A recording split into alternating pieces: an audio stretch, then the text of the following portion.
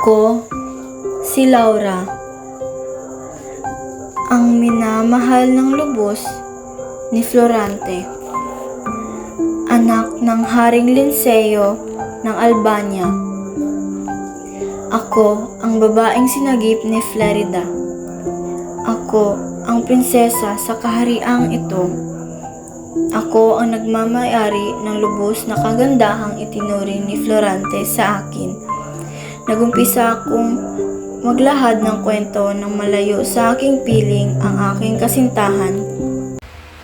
Florante? Florante! Ikaw nga! Sabi na't ikaw nga'y darating na mangyari na siya pala'y inabuso na ni Adolfo. Nandito ka para sa amin, Florante. Ikaw ay hatid upang kami sagipin sa baha ng lupa. Sandali! Sasama ako. Hindi pwede na maghintay at magmukmuk na lamang ako dito. Florante, si Laura ito. Sa buhay man o kamatayan ay sasama ako. Sasamahan kita hanggang sa mabawi natin ang ating bayan. At hanggang sa tayo'y maging mapayapa na at maghari ang pagmamahalan kaysa sa kasamaan. Ako, si Laura, ang minamahal mo,